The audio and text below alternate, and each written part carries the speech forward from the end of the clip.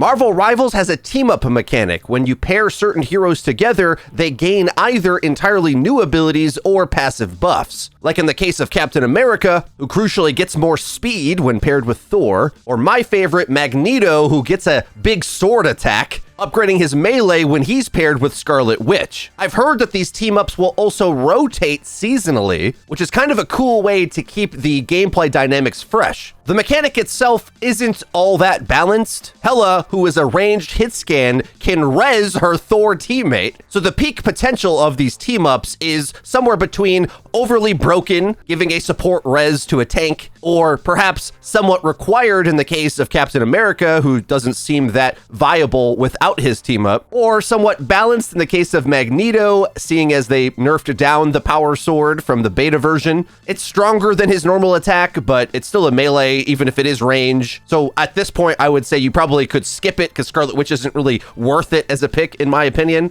And that's kind of the range. Broken on one end, perhaps required for viability in the middle, and maybe style points at the bottom. Marvel Rivals has the benefit of not being treated as a top-tier competitive esport game right away. So I hardly hear anybody talking about how this breaks the competitive integrity of the game, which is a breath of fresh air for players that want to have a wacky hero shooter to play. Switching gears now, I think this could be added to Overwatch, which based on everything I just explained might seem crazy for the hyper-competitive Overwatch 2 esport game, but if you've been paying attention, they've actually been leaning in this type of direction for quite some time.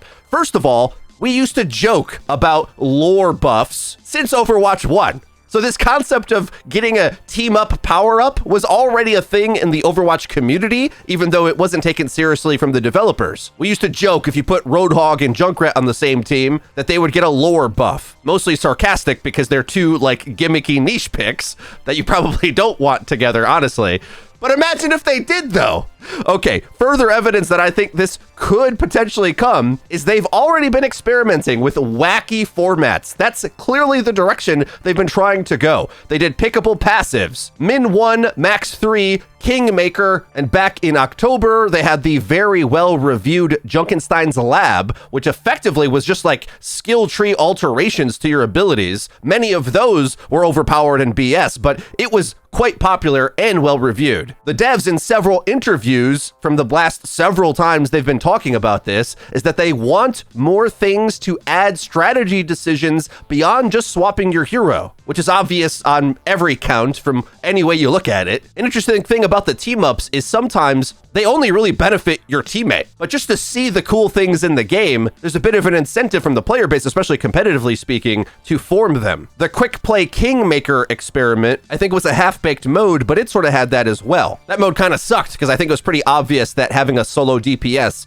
was best, seeing as you don't really need more stats on the other heroes because so much of their cooldowns do the heavy lifting of their kit, whereas, of course, the role that is mostly about the value of their weapon gets more out of just more raw stats. That wasn't too hard for us to solve, but getting more complicated with the game is something that players are craving for. So I honestly would not be surprised if we get a version of team-ups in Overwatch. And before you say, well, that's copying Marvel Rivals, look at half of the hero cast of Marvel Rivals. Magneto's got a Zarya bubble and a Rhine shield and shoots just like Sigma. Marvel Rivals is even closer to Overwatch than Overwatch was to Team Fortress 2 before it. I see a lot of conversation on Twitter talking smack about Overwatch, talking about how they have 33 heroes at launch. It's like, yeah, but a lot of them are repetitive and they copy-paste animations, and the hero identity is nowhere near as good as it is in Overwatch. Anyway, whatever. I'll put that to the side, okay? I'm not getting into that debate in the middle of this video, but I wanted to talk a little bit about potential team-ups that we think would be cool. And I actually think the devs could call it lore buff. Why not? Just call it the lore buff. Put the characters together that have some interesting Overwatch backstory lore together to add some personality to their kit. So one obvious one would be the Dragons combo. Genji, Hanzo, and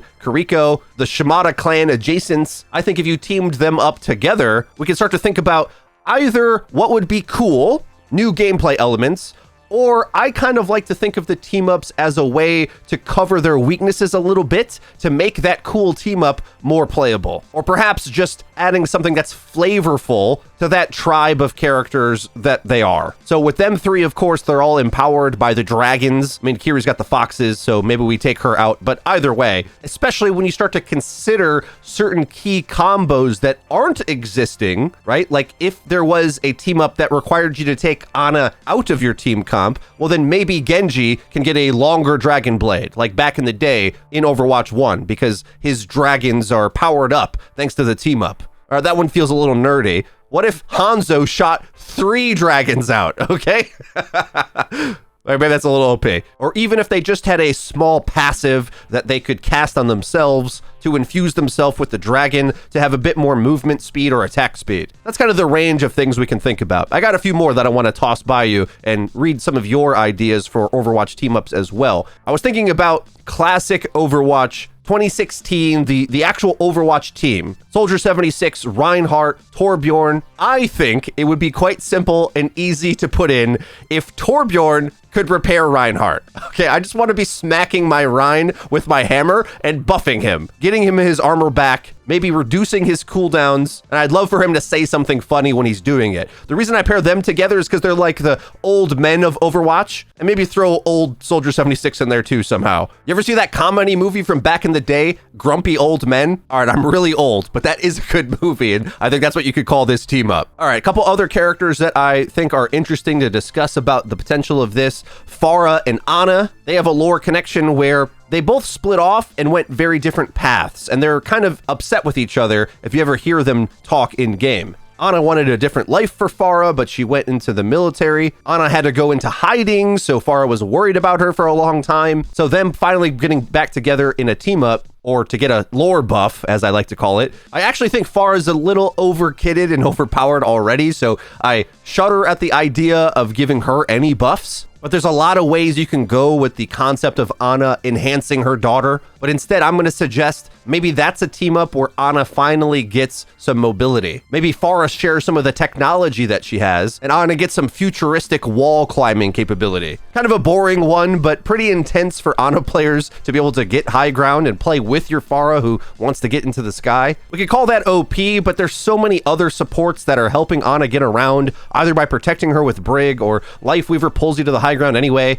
It's not like out of this world for the Ana to get to high ground. It just takes her longer a lot of times to get there. A lot of the maps have been improved to help you get up there. So I don't think it would break the game if all of a sudden Ana had some mobility that sent her up, especially since it would require you to use a team up to get it. Another example might be giving her a zip line. I like these because it's sort of tactical and equipment based. I think that suits the personality of the two characters. Some Overwatch characters are freaks of nature. These are two humans where Pharah's kind of rolling around in an Iron Man suit and Ana is just straight up a soldier, a sniper. The zipline could operate something like a grappling hook if you really want to get crazy with it, but aerial anti-nades kind of scare me. So maybe if it was a little bit more tactical and you had to place it just to scale walls, just another way to do the wall climb maneuver, but with extra steps, maybe creating an escape path for Ana. All right, those are 3 I have. We could go on forever talking about this. I'm interested to hear what your suggestions are in the comment section down below. The thing that excites me about this kind of thing is it's sort of like the energy and excitement we can have around hero reworks without needing to rework the heroes, because these are extra little abilities that, yes, will take effort from the dev team, right? They'll have to add animations and put work in, but it's not an entire new character design, and it's something that they can rotate seasonally. So if something gets too out of control, well, they could just like remove that ability and you still have the characters operating on their own, right? A problem we have in Overwatch is they add new kits, new synergies, and before you know it, those things are dominating the game for the next year. As OP and silly as team-ups can potentially be, with a range of performance from flashy but gimmicky to required for any viability to all the way to the top of meta-defining, overpowered, too good. All the heroes perform that way anyway. That's already the case. When Overwatch 2 released, they talked about having different balancing knobs with like hero passives. Passives have been trash, honestly, just really bad. First of all, so many of them you don't even see happening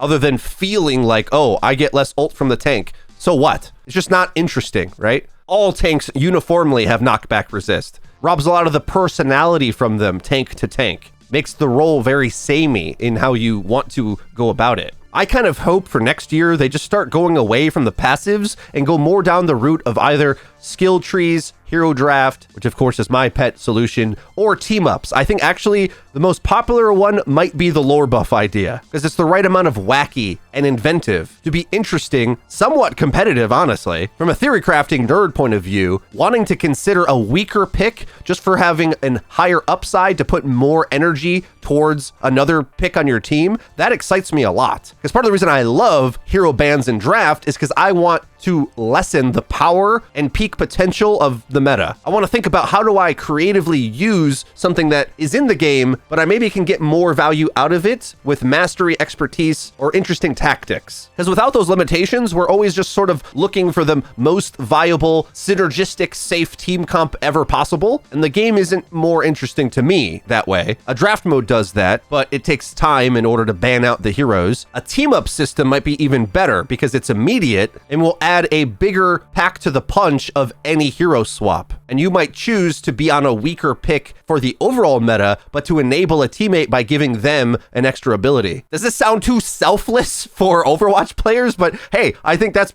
kind of one of the major appeals to Marvel Rivals right now. These big team comps, well, it's like not everybody wants to be the star player or even has the skill set to do so. Let me know your thoughts in the comment section down below. If you did enjoy this video, please be sure to leave it a like and don't forget to hit subscribe and the bell icon to actually get notified when our videos come out. That's been it for me. I've been Frito for your Overwatch. I'll see you guys next time.